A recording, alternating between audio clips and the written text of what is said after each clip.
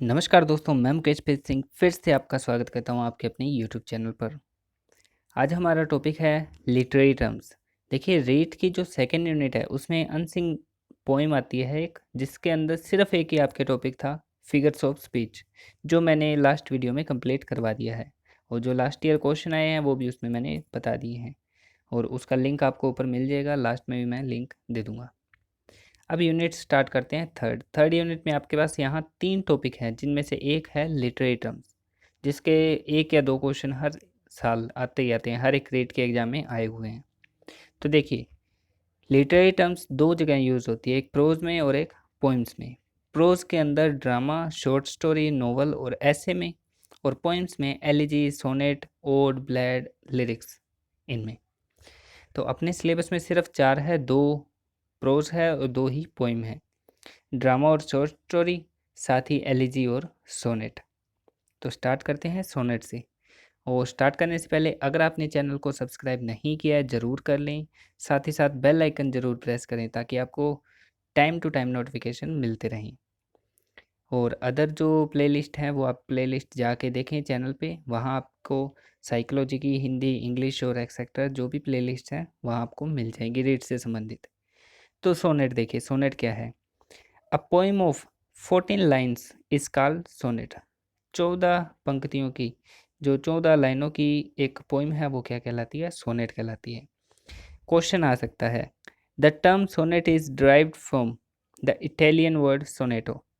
जो सोनेट शब्द है वो कहाँ से लिया गया है? इटालियन वर्ड है सोनेटो, उससे उत्पन्न हुआ है। अब लास्ट ईयर क्वेश्चन क्या आया था ये देखिए, sonnets usually are in, sonnet किस में होती है usually? Iambic pentameters, iambic pentameters यानी पंचपदीय जो होते हैं पोएम्स, उनके अंदर। देखिए, 2 तरह की सोनेट है। सबसे पहले जो थी स्टार्टिंग इटली से हुई, तो वो अपने पहले देख लेते हैं। इटली की जो सोनेट्स थी वो कहलाती हैं इटालियन सोनेट्स। सबसे पहले इसमें अपने देखते हैं पेट्रार्कन पोइट आए थे, पेट्रार्कन नाम था उनका, तो वो पोइट आए थे, तो उनकी जो सोनेट्स है वो क्या कहलाई? Petrarchan sonnets. इसके अलावा मिल्टन है, और भी कई इसमें पोइट आए हैं। तो इसका पैटर्न क्या रहता है? दोनों का 2 है, इटालियन और इंग्लिश, दोनों के अंदर डिफरेंस है। तो इटालियन के अंदर 14 लाइन्स की सोनेट होती है, जिसमें 8 लाइन का ऑक्टेव कहलाता है और लास्ट 6 लाइन्स सस्टेट कहलाती है। फर्स्ट 8 लाइन ऑक्टेव, नेक्स्ट जो 6 लाइन्स होगी सस्टेट। अब देखिए नोट, ये ध्यान रखना आपको, the Petrarchan sonnet is name after a 14th century Italian poet named Francesco Petrarch.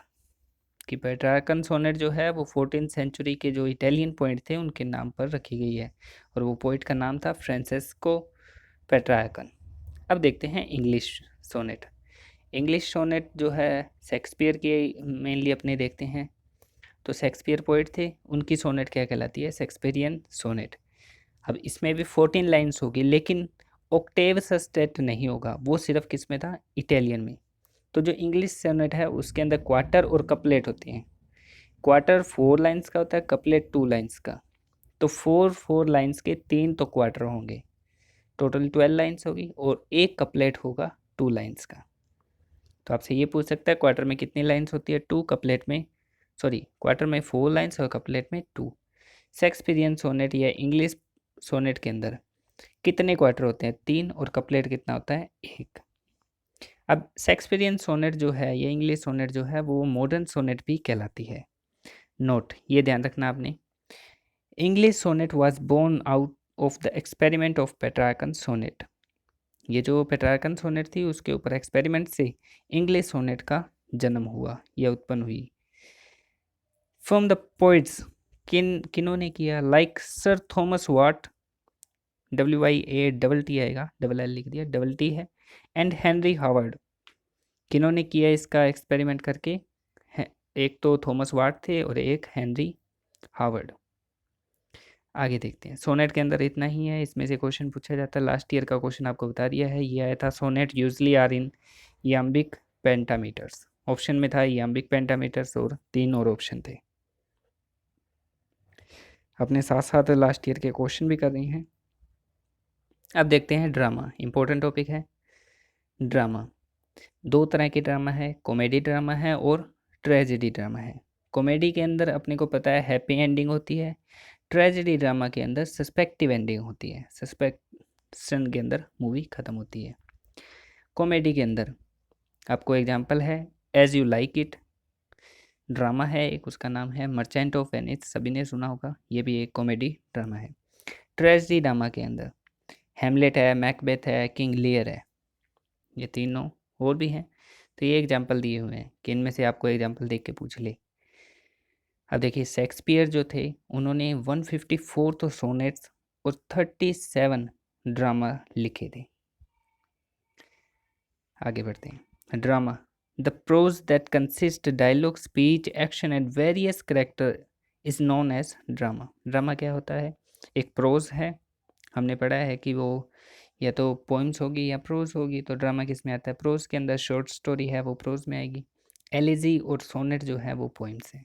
तो ड्रामा क्या है? एक प्रोज है, गद्य है, that consist dialogue, speech, action and various character, जिसके अंदर डायलॉग है, स्पीच है, एक्शन है और बहुत सारे कैरेक्टर्स हैं, ड्रामा कहलाता है। हिस्ट्री देखिए, इसकी जो स्टार्टिंग है वो एलिजाबेथ के समय की मानी जाती है। एलिजाबेथ ने सभी लोगों को सोचने और प्रत्येक कार्य करने की स्वतंत्रता दे दी थी। चार्ल्स सेकंड या जेम्स सेकंड कहें, उनके राज में 1611 में ड्रामा थिएटर को बंद कर दिया था, लेकिन 100 वर्ष के बाद, लगभग 100 साल के बाद अगस्टन एज जिसे अपने कहते हैं, उसमें ड्रामा को दोबारा शुरू किया गया था। अब देखिए टाइप्स जो हमने अभी देखे थे, ट्रेजेडी और कॉमेडी ड्रामा, उसके अंदर क्या है? ट्रेजेडी ड्रामा के अंदर ऐसे ड्रामा जिसमें सस्पेंस या मर्डर से रिलेटेड कहानियाँ या स्टोरीज दी हो, ट्रेजेडी ड्रामा कहलाते हैं। दो टाइप के हैं, एक ही ड्रामा है और एक शी। अब देखिए जो शेक्सपियरियन ड्रामा था उसको ही ड्रामा कहते हैं, और जो अगस्टन एज थी उसको क्या कहते हैं? She drama. यानी लगभग 16-17 सेंचुरी जो थी वो ही ड्रामा है, उसके बाद की शी ड्रामा। कॉमेडी ड्रामा क्या है? ऐसे ड्रामा जिसमें सस्पेंस मर्डर ना हो, यानी उसका जस्ट अपोजिट है। ट्रेजेडी के अंदर सस्पेंस मर्डर वगैरह होता है, तो कॉमेडी के अंदर सस्पेंस मर्डर ना होकर बल्कि क्या होता है? हैप्पी एंडिंग होती है। ऐसे ड्रामा जिसमें ह्यूमर क्रिएट हो उन्हें भी कॉमेडी ड्रामा कह सकते हैं। तो ड्रामा में इतना ही है। अब देखें एलिजी, सबसे इम्पोर्टेंट है, पूछे भी गए हैं क्वेश्चन।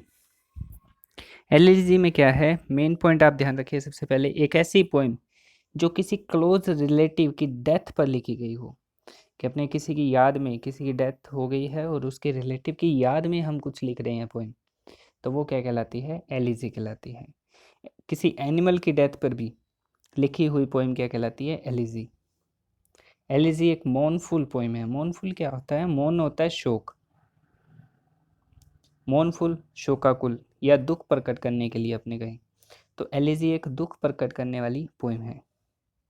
डेफिनेशन देखिए, a poem that is written on the death of a close relative can be considered elegy. किसी क्लोज रिलेटिव की डेथ पर जो पोइम लिखी गई है उसे हम एलिजी कह सकते हैं। इसे लेमेस्ट या सोरोफुल वाली पोइम भी कह सकते हैं। देखिए एक ये फेमस है थॉमस ग्रे की, जो क्वेश्चन आया हुआ है रीड के अंदर, an elegy written in a country church, यार लगभग 2 या 2.5 पेज की है ये जो पोइम है, जो बीए का पोर्शन है उसके अंदर ये लगती है, तो लगभग 2.5-3 पेज के आसपास ये पूरी पोइम है। Elegy written in a country church yard,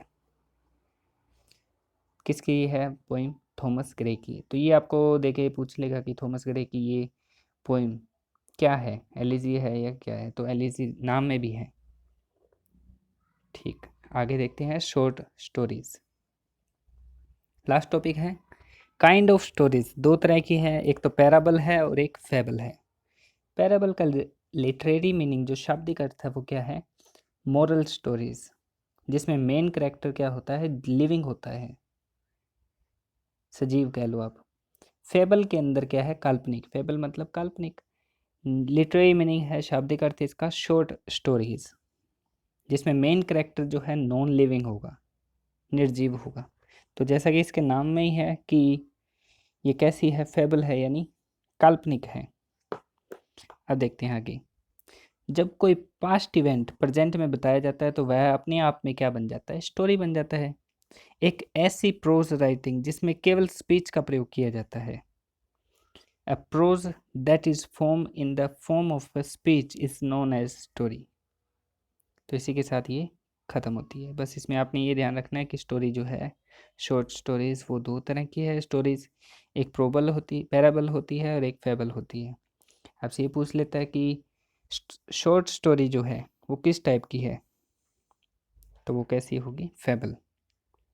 और पैराबल में कैसे आते हैं, लिविंग कैरेक्टर आते हैं, मोरल स्टोरी होती है। और फेबल के अंदर नॉन लिविंग कैरेक्टर आते हैं, मेन कैरेक्टर जो है। बस आपको ये ध्यान रखना है।